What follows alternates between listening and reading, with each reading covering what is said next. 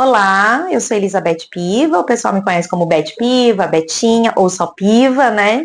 Enfim, eu tenho 50 anos, sou farmacêutica bioquímica e funcionária pública. E hoje eu vou tomar um café com elas. Beth, tá uma delícia seu café. Mas, embora a gente tenha vindo aqui tomar um café com a Beth, não é sobre isso que a gente vai falar, né, Paty?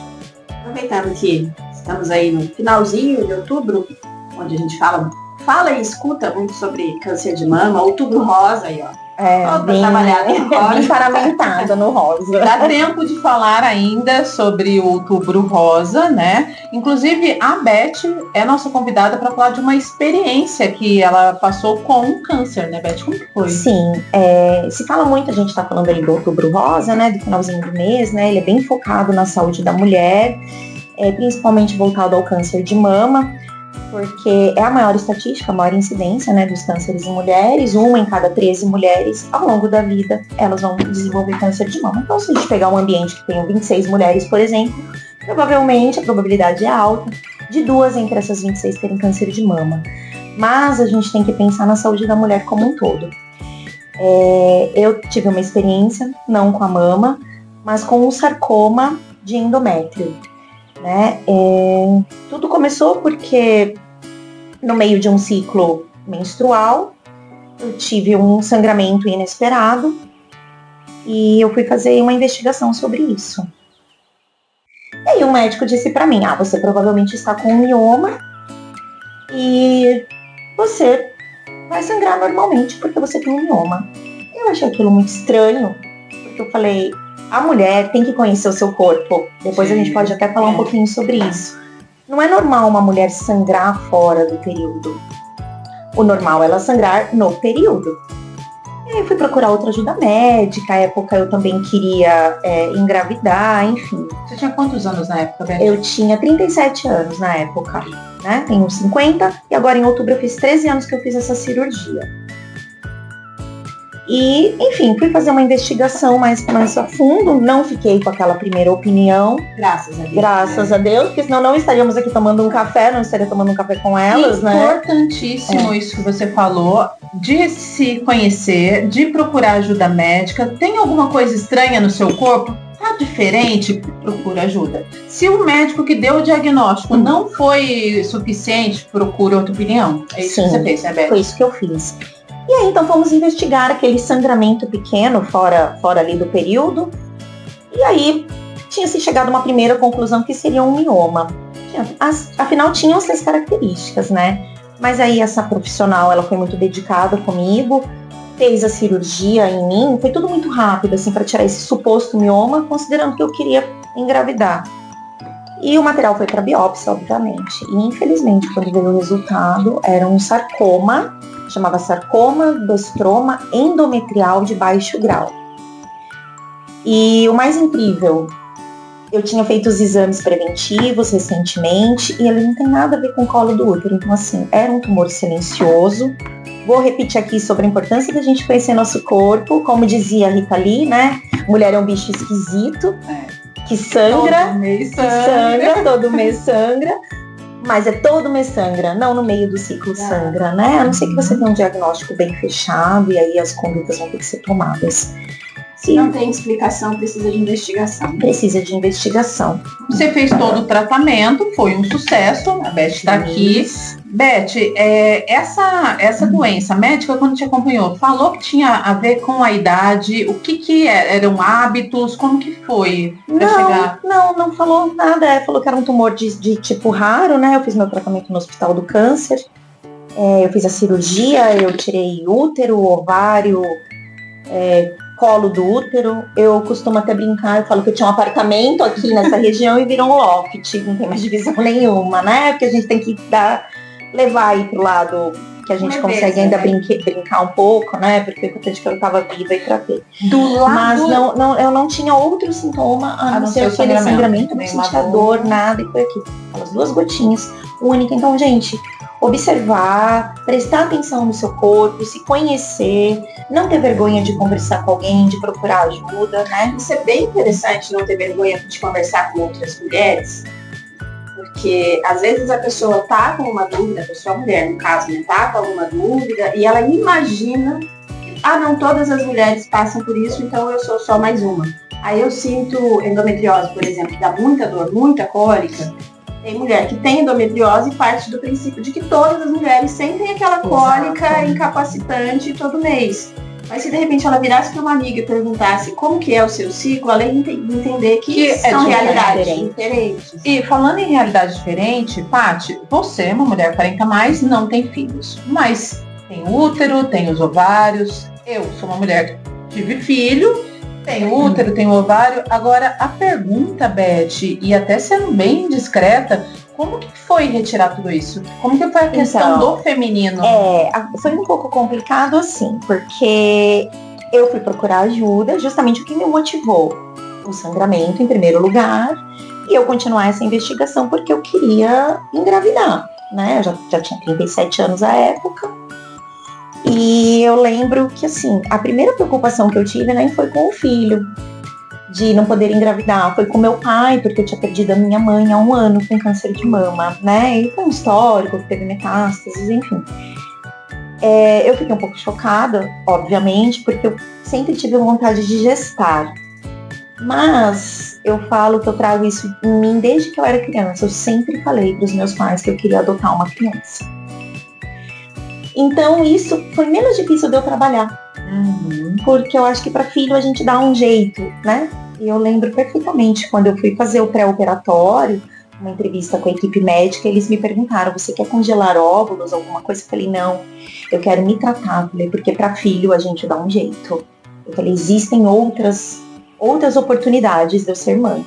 Bom, a Beth se tratou, fez todo o tratamento bonitinho, tá aqui. E aí, como que foi esse passo para adoção? Porque foi essa a nossa maior busca, né, Paty? A Paty já é amiga da Beth, ela me falando, não, você tem que conhecer a história da Beth. Me fala aí, Paty, como que foi isso? Porque a Beth é amiga da Paty e veio trazer essa história, Vanessa, você tem que conhecer e todo mundo tem que conhecer. Então, divido aí. É uma história bonita, porque quando a gente se conheceu, a Beth veio procurar aulas de yoga. Veio cheio de resistências, né? Sim. Cheio de poréns, e a prática de yoga aconteceu, ajudou nesse processo de resistência e tudo mais. E eu achei, assim, me senti privilegiada na época, porque eu acompanhei o processo da chegada do Luan. Né? Que a gente conheceu agora aqui nos bastidores, eu reencontrei, a Vanessa conheceu. Editor, coloca uma fotinha do Luan aqui, tá? Luan tá naquela fase adolescente que... não pode tirar foto. Não, vamos tirar uma foto, faz assim. Então, a gente acompanhar e ver como foi natural esse desenvolver que a Beth falou, que sim, eu vou ser mãe, não importa os caminhos que isso tenha que tomar. E ver como a coisa fluiu naturalmente, e o que o Luan chegou e supriu, ele preencheu um caminho, ele preencheu um espaço que já era dele. Isso mesmo, foi isso mesmo. Depois eu fiz a cirurgia, não precisei fazer radioterapia nem químio, graças a Deus, enfim. Aí eu falei, bom, depois de uns 2 anos, eu falei, agora acho que é hora de partir então pro caminho da adoção, né? E procurei, né, as autoridades aí competentes que cuidam disso, o fórum aqui em São José dos Campos, não foi tenso. Mas aí a gente continuou no processo, né, não desistimos. E aí fluiu tudo muito, muito, muito bem. Eu comecei a frequentar grupos de apoio para adoção. Depois de 2 anos que eu já estava na fila, eu comecei a frequentar grupos de apoio à adoção tardia. Quantos anos o Luan chegou para você? 9 anos e meio. Chegou. E que é mais difícil, essas crianças elas ficam no abrigo e não são adotadas, né? Isso. A princípio eu tinha colocado porque você preenche lá como se você estivesse escolhendo uma roupa, uma vitrine, uma coisa que você vai, quer tamanho P, quer tamanho G, quer com doença, não quer. Mais ou menos assim, né? Doença tratável leve, enfim. E aí eu coloquei sexo tanto faz, porque se eu tivesse engravidado, eu não escolheria o sexo, certo? Idade, como eu já tinha, na época, 39 anos, quando eu entrei na fila, eu falei, vamos esperar um pouquinho aí, falei, vou colocar de 2 a 7 anos. E falei, porque acho que eu não dou mais conta de um bebê. E aí eu coloquei essa idade, 2 a 7. Mas um dia eu estava assistindo a TV e estava passando uma série de reportagens sobre adoção tardia. E aquilo me tocou profundamente. E eu comecei a me informar a respeito. Foi onde eu cheguei até o grupo de apoio, né, à adoção para crianças maiores. E aí as coisas foram acontecendo. Aí chegou o Luan. Gente, eu vou ter que dar uma pausa, porque a Frida tá aqui, ela tá querendo subir. Ela fica rolando ali. Além dela ter o Luan, ela tem 2 gatos, que é o Mingau e a Frida. Isso. E eles estão aqui, depois a gente mostra, porque eles estão no chão, não dá pra ver. Mas também foram adotados, gente. É cheio de amor. Aqui é um lugar cheio de amor, entendeu? Como que foi o encontro, o seu encontro com o Luan? Como que foi? Você conheceu, foi amor à primeira vista? Assim, foi, mas não é aquela... É difícil de explicar a sensação, né? Eu fui até a cidade do interior, mesmo aqui de São José, a gente foi até a cidade onde ele estava, abrigado. E aí conversamos primeiramente com a assistente social, com a assistente social, com a psicóloga, né, do local, e fomos até o abrigo. E aí elas me apresentaram, né? O Luan vai apresentar o abrigo para vocês e tudo. O nome dele não era Luan, né? Tinha um outro nome. Um nome meio estranho. Ele escolheu depois trocar, porque ninguém entendia o nome dele antes, e a gente pegou um com sonoridade parecida. E aí ele foi apresentar o abrigo pra gente, eu lembro perfeitamente dele assim de perfil, ele me mostrando umas coisinhas lá, tinha uma sala pedagógica no abrigo, ele de perfil, e ele piscou assim, um bochechudinho. E aí eu pensei aí eu vi aquele momento, eu falei, como pode? Ô Beth, mas como que foi a troca do nome? O Luan que pediu para trocar de nome? Como que foi? Sim, ele tinha um nome parecido, né? Um pouquinho diferente, confundiam muito. Aí eu chamavam de Luan. Eu falei, filho, depois de um ano mais ou menos que ele já estava comigo, porque primeiro começa com uma aproximação, o juiz vai deixando ficar, né? Final de semana, depois férias. Vai vendo se vai dar match. Isso, vai ver se vai dar match, exatamente. E aí deu match, né? Daí falei, olha, vai sair sua certidão nova de nascimento, sai uma nova certidão de nascimento. E aí eu falei, agora é a hora, você quer continuar com esse seu nome? Porque, gente, eram 9 anos e meio sendo chamado do nome anterior. Aí ele falou, ai mamãe, todo mundo me chama de Luan, confundem muito meu nome, né? Porque daí ele já me chamava de mãe. No terceiro encontro, aliás, ele começou a me chamar de mãe. Legal. Bonitinho, pro pai demorou um pouco mais. Por e aí, por ele, não, de forma alguma. E aí ele falou, Luan, aí ficou. Luan. Ele te chama de mamãe até hoje ou ele te chama de mãe? Mãe. Ai, mas quando ele quer alguma coisa... Mamãezinha. Mamãe, mamá. Entendeu? Mames. Aí vem. Eu falo, pede. O interessante é que a gente ouvindo a Beth contar a história toda, assim, muito resumidamente, né? Muito resumidamente. Nós percebemos que a Beth veio com um roteiro. Deus entregou um roteiro de vida pra Foi, ela. acho que sim. Né? Naquele Uma momento lá historinha. atrás, quando eu falei, sempre quis adotar, né? Mãe, eu falava pra minha mãe, eu vou ter um filho meu de barriga e depois eu vou adotar uma criança. Você sempre falou isso. Sempre. Desde jovem, né? Não vou falar desde pequena, porque eu ainda sou pequena. Quem me conhece sabe. Aí é uma dúvida minha, uma curiosidade, porque eu sempre, não sei você aí, não sei você, Paty, mas assim, adoção é uma coisa difícil, né? Porque às vezes uma criança que sai de dentro da sua barriga, você vai falar não, ou você vai cobrar alguma coisa, já tem aquele peso. É difícil, gente. Educar não é fácil. Como que é para um filho adotivo? Como que foi isso? Foi um peso para você? Você tinha um sonho. Assim, e agora? Quando chegaram as dificuldades, não tem como colocar numa malinha e mandar de volta? Até porque tem o detalhe de que não foi uma criança pequena. Se é um bebezinho, tem esse processo da criança crescendo, entendendo os sims e os nãos. Ele já chegou numa idade em que, inclusive, a psicologia diz que a personalidade está formada. Em 7 anos está formada. Você não sabe como foi o passado, Isso. né? É o passado, o histórico dele, quando eu tive acesso ao processo todo, e é desesperador, né? De negligência, um passado de negligência. E eu costumo dizer o seguinte, quando falam pra mim da adoção tardia, quando alguém me pergunta, um filho pequeno é um cansaço físico, o grande é um cansaço psicológico. Eu acho que cansa mais do que o físico, entendeu? Ele tinha, assim, déficit em educação, né? Educação mesmo, de escola, né? Escolar. Não sabia o que era número par, o que era número ímpar, mas a gente foi percebendo que com estímulo ele ia desenvolvendo bem. Aí foram aulas particulares. Dentro de casa foi bem complicado, porque primeiro é o período da lua de mel. Eles fazem tudo que você quer, então a família tá conhecendo, tem a presente, isso. Eu penso que acho que eles acham que eles vêm para um parque de diversões, que eles estão vindo para Disney, não para uma família. Que tem regras, né? Tem regras. Aí são os limites e tudo, mas aí, assim, a gente foi superando.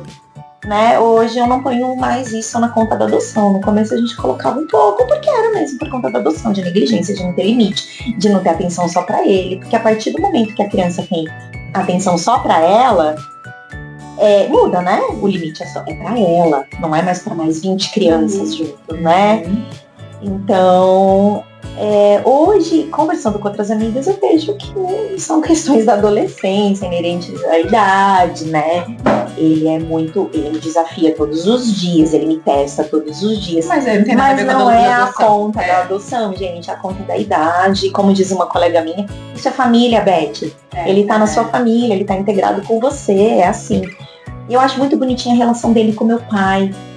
Ele sempre fala, meu avô faz de tal jeito, meu avô não sei o que, sabe? Tem um orgulho. Ele faz questão de ser chamado pelo sobrenome do meu lado, que é o Piva. Ele então escreve na camiseta da escola, Piva. E agora ele tá fazendo Muay Thai, então é Piva nos shorts do Muay Thai, entendeu? É bem bonitinho, assim. Pertencimento. É gostoso, pertencimento, exato. E tem agora uma história pra contar. Isso, ele não precisa nos convencer, ele já pertence, ele é aceito, né? Falar em convencimento, você que se é a chata da história, porque assim, dá vontade de ficar aqui com a Beth o tempo todo, eu quero conhecer muito mais da Beth. Tomaria outros vários cafés, mas a gente tem tempo, né, Paty? Tem alguma coisa que você gostaria de falar? Tem só uma questão, como a gente falou do roteiro de vida, vamos dar um laço bem bonito nessa história, porque assim, se a gente for pegar a história, né, do diagnóstico, da cirurgia, em consequência a cirurgia, a chegada do Luan, a chegada de uma criança já muda todo um ambiente, né? E um pós-câncer também muda todo um comportamento. Precisa ter uma vigilância, um cuidado com a saúde, com o estilo de vida. Você teve essas duas mudanças quase que simultâneas. Chegou uma criança, você teve que mudar o seu estilo de vida. Como que foi esse pós-câncer? Porque a responsabilidade é outra, né? Hoje eu me cuido e penso também, não me cuido só por mim. Eu me cuido pelo Luan, pelo meu pai, obviamente, né? Mas assim, principalmente por mim, em primeiro lugar, né? A gente tem que tomar cuidado você vai cuidar dos outros, cuidar, a escolha da máscara, e por ele, mas é assim, atividade física, desde sempre, eu não deixo de fazer, não amo, mas tá na minha disciplina, vou e ok. Acompanhamento nutricional, uma nutricionista especialista em saúde da mulher, doutora Isabel Emerick, né, que eu falei para ela, que eu vou falar o nome dela aqui. Ela é excelente, ela me ajudou muito a controlar os sintomas da menopausa, porque, vou abrir um parênteses aqui, com a menopausa, às vezes parece que tem 2 adolescentes em casa, onde a gente pode falar só de menopausa, gente. Sim, inclusive 2 adolescentes em casa. Sim, a Isabel é uma fofa. Faço academia voltada para a saúde da mulher, então elas são especialistas em saúde da mulher. Graças a Deus eu tenho, assim, consigo ter recursos para me cuidar dessa forma. E secando, né, gente? As oscilações de humor, o cansaço físico, mental que a menopausa traz. Eu me cuido bastante. Às vezes eu fico até cansada, 50 anos. Às vezes eu até me canso de tanto me cuidar, entendeu? É cansativo. Às vezes eu me estresso, às vezes eu falo, eu preciso de um tempo. Vou finalizar o nosso podcast hoje, então. 50 anos é a idade da loba? É a idade da loba. Nossa, eu me sinto mais leve para muitas coisas. É um marco. Acho que a partir dos 40 a gente já começa a tomar essa consciência. O que você fala hoje com 50 anos que você não falava com 30, com 20? Eu estou aprendendo a escolher as lutas que valem a pena brigar. Entendeu? Até porque já é tanto cansaço, né? Já é tanto cansaço que eu tô escolhendo. Talvez uma aceita que dói menos em algumas situações, para não levar pra frente. Um spoiler? No nosso próximo encontro tem mais Idade da Loba, como se preparar para chegar nessa idade, pegando esse gancho da saúde pélvica, né, endometriose, útero. A gente vai falar mais sobre isso no nosso próximo podcast. Não saia, não perca. Vai ser imperdível, né, Paty? Vai ser uma convidada super especial. E tem, inclusive, no bate-papo, se é para dar spoiler, vamos dar spoiler.